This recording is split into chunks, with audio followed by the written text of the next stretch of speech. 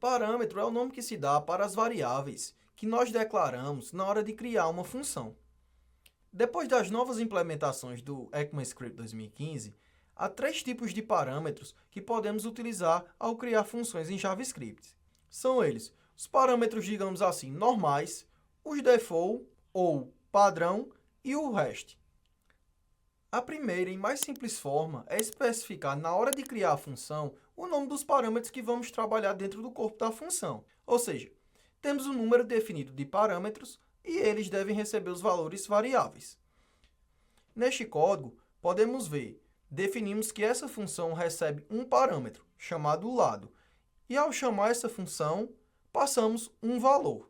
Podemos chamar essa função várias vezes, alterando os valores passados, mas sempre colocaremos apenas um valor nela. Todos os exemplos de funções até agora no curso, usamos esse tipo de parâmetro, e você já sabe como ele funciona. E sendo bem sincero, esse é o tipo que você vai mais utilizar durante sua carreira de programador.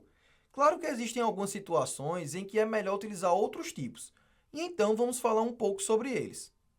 Outra forma de definir os parâmetros é com os valores padrões, ou seja, o tipo de parâmetro default, que são definidos no caso da função ser invocada sem ter os argumentos passados. Veja esse exemplo. Qualquer uma das 4 formas de chamar a função vai funcionar corretamente. Então, você pode ler este código da seguinte forma. Se o parâmetro num1 não for informado, assuma que o valor é 2.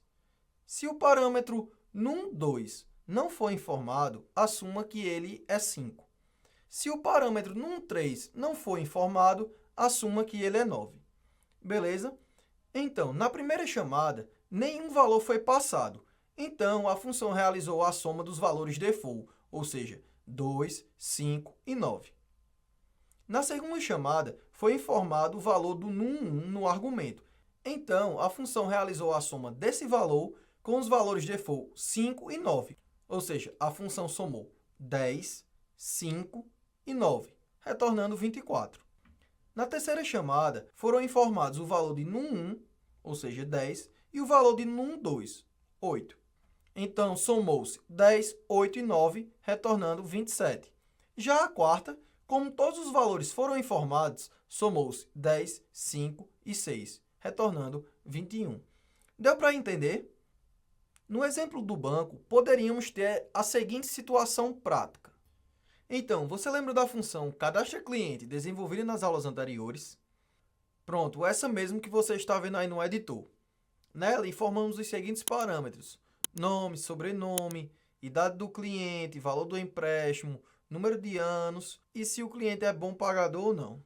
Mas digamos que agora existe uma situação em que, se ao cadastrar o cliente, não foi informado se ele é um bom pagador ou não, o sistema deve definir como não é um bom pagador, ou seja, o valor da variável é bom pagador seria falso.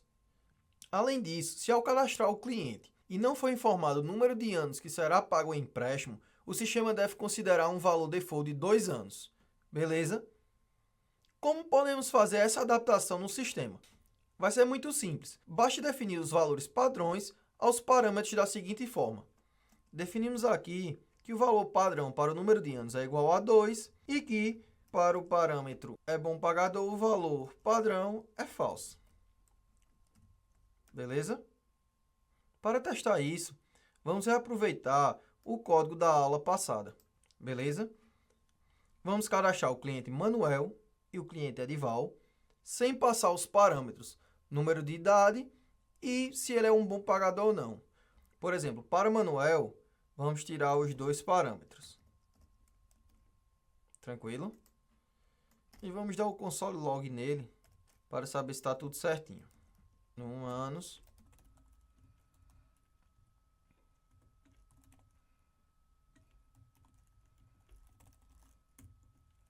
Pronto. Para o cliente Edival, vamos apenas definir o número de anos e dar o console log nas mesmas variáveis.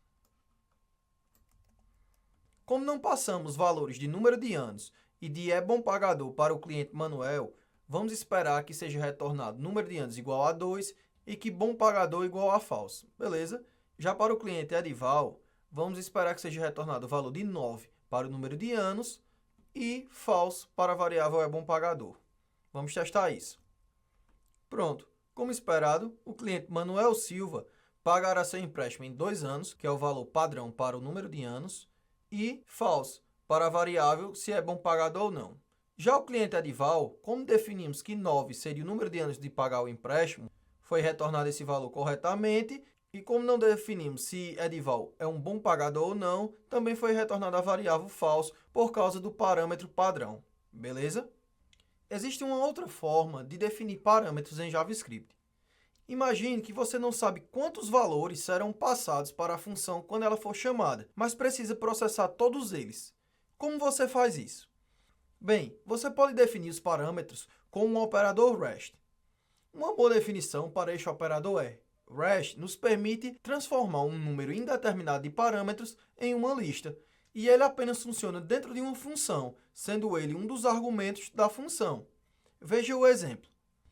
Temos a função que exibe os números passados nos parâmetros.